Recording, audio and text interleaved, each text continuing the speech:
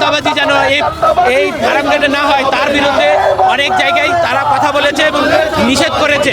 তারই ধারাবাহিকতায় কালকে তাদের ওপর পরিকল্পিতভাবে তারা অ্যাটাক করেছে এবং এক একজনের চোখ এবং হাত ভেঙে দেওয়া হচ্ছে, বিভিন্ন জায়গায় মায়ের দৌড় করা হয়েছে দেশীয় অস্ত্রশস্ত্র নিয়ে।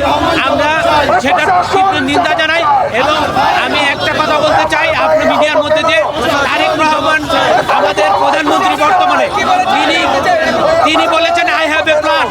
তিনি কি কোন প্ল্যান করছেন? তার ছাত্র দলের যুগ্ম আহ্বায়ক থেকে শুরু করে ছাত্র দলের আমাদের ভাইদেরকে মানে আহত করেছে, চাঁদাবাজির বিরুদ্ধে কথা বলতেছে। উনি কি চাঁদাবাজি প্রতিষ্ঠিত করতে চাচ্ছেন কিনা? যদি না চান, যদি সুষ্ঠু বাংলাদেশ চান, তাহলে এই চাঁদাবাজির বিরুদ্ধে তিনি যেন পদক্ষেপ নেয় এবং দ্রুত তাদের দল থেকে যেন বহিষ্কার করা হয়।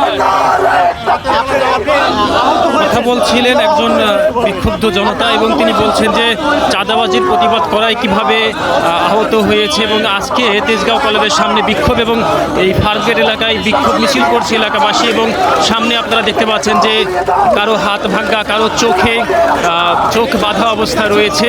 তারা বলছেন যে চাঁদাবাজির প্রতিবাদ করাই তাদের উপর হামলা চালিয়ে এভাবে আহত করা হয়েছে এবং তারা বলেছেন যে এই চাঁদাবাজির সাথে যারা জড়িত তারা যেন সরকার তাদের বিরুদ্ধে যেন দ্রুত ব্যবস্থা গ্রহণ করে এবং চাঁদাবাজ মুক্ত এলাকা ঘোষণা দিয়ে তারা বলেছেন যে এখন থেকে তারা সোচ্চার থাকবেন, এই এলাকায় কেউ যাতে চাঁদাবাজি না করতে পারে সেই বিষয়টি তারা প্রতিহত করবেন বলে জানিয়েছেন বিক্ষোভ থেকে।